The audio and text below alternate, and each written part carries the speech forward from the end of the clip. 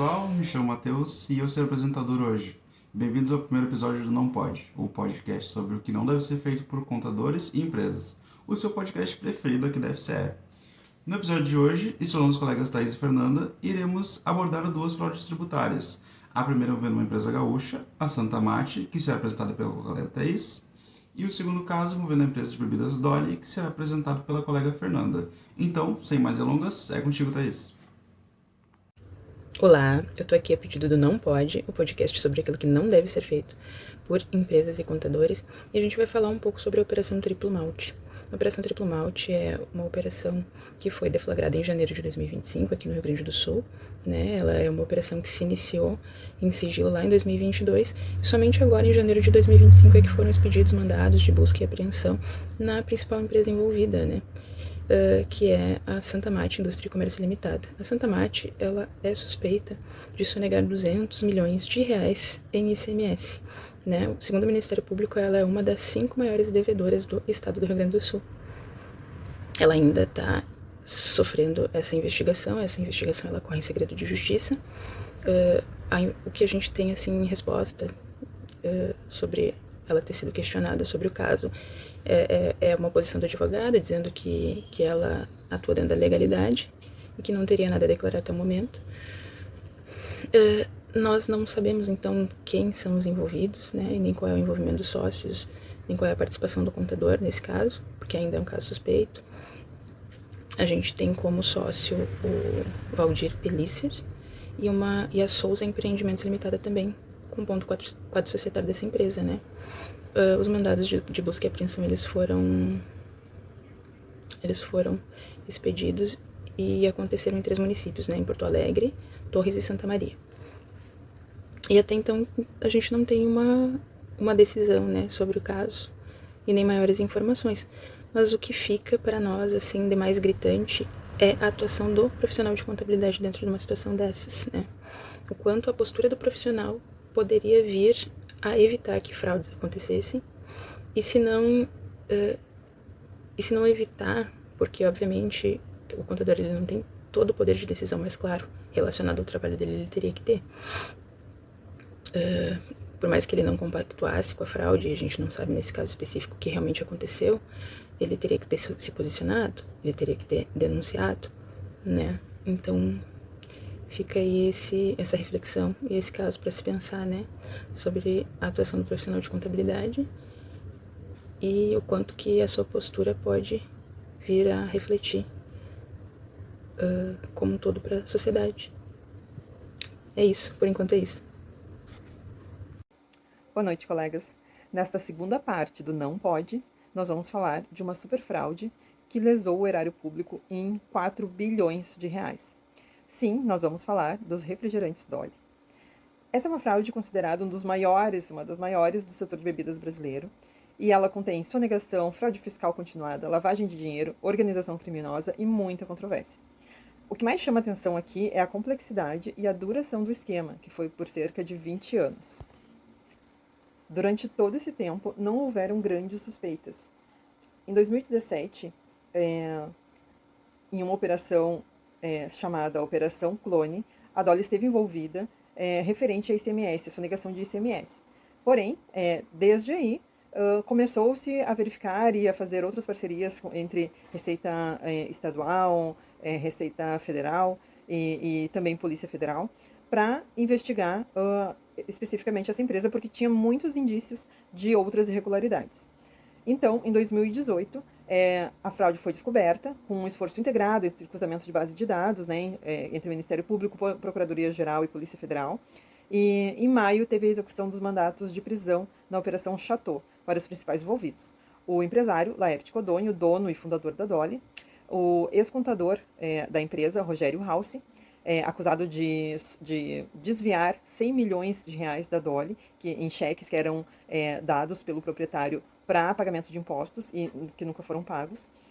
O ex-gerente financeiro César Mazzi também foi preso por participar do esquema.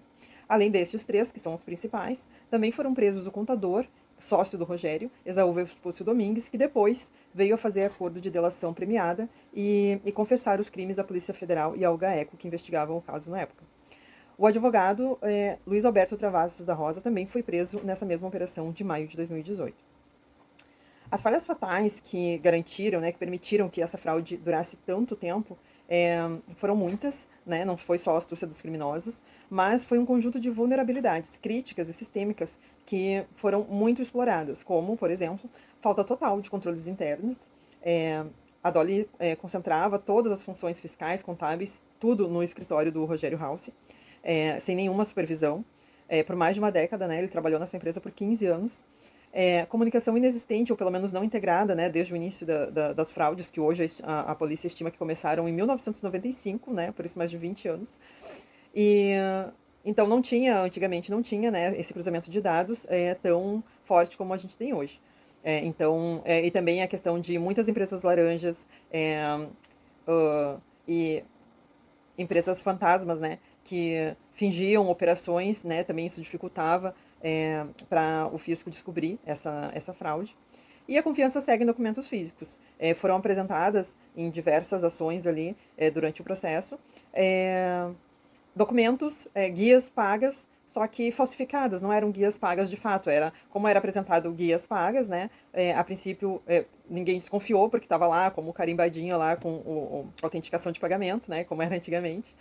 Talvez muitos de vocês nem conheçam esse tipo de autenticação hoje, guias físicas, né? Então se confiava muito nos documentos físicos entregues, né? Demonstrados ali como pagos, e a partir disso se liberava créditos e se continuava fazendo pagamentos que não foram de verdade realizados. E a outra coisa, o outro ponto, é a complexidade como camuflagem, né? Todo o aparato de empresas fantasmas, holds e laranjas que foi construída intencionalmente para explorar a complexidade do sistema tributário brasileiro, tornando o rastreamento das operações quase impossível para uma fiscalização mais pontual. Então, resumindo, entender essas falhas não serve apenas para analisar o passado, mas principalmente para extrair lições que podem prevenir desastres futuros.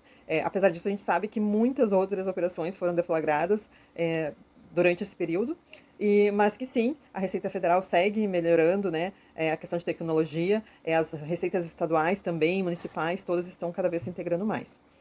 Em março de 2025, Laerte foi considerado pelo Ministério Público como líder da organização criminosa, mentor do esquema. A condenação também trata de crimes ambientais por parte da empresa e ficou estabelecida em 11 anos. O Rogério Halsey, o contador, segue envolvido em processos sobre falsificação de documentos, lavagem de dinheiro, desvio milionário e participação em organização criminosa, ações movidas pela própria Dolly, tentando responsabilizar unicamente o contador. O outro contador, Esaú Vespucci Domingues, né, que participou do esquema, cumpre medidas judiciais em regime controlado em função da delação premiada que ele acabou fazendo. O que a gente vê aqui é um caso muito controverso, no sentido de que o proprietário da Dolly, ele segue se afirmando inocente e tem muita informação e muitos processos abertos por ele, né? Ou pedindo indenização ao Estado, ou acusando o contador e também falando sobre a inocência dele. Ele tem uma página no site da empresa específica sobre a versão dele de toda essa história, que é, né, ele como inocente, e também ele se coloca como vítima de espionagem industrial da Coca-Cola, e diz em vários momentos que a Coca-Cola que deu um jeito de armar essa investigação toda para cima dele, para acabar com a Dolly, para acabar com a concorrência, porque afinal ele é um produtor, né, brasileiro, com uma grande rede de produtos com preço popular. Então, meio que ameaça, de certa forma, né, ou ameaçava, de certa forma, os gigantes do mercado, como a Coca-Cola.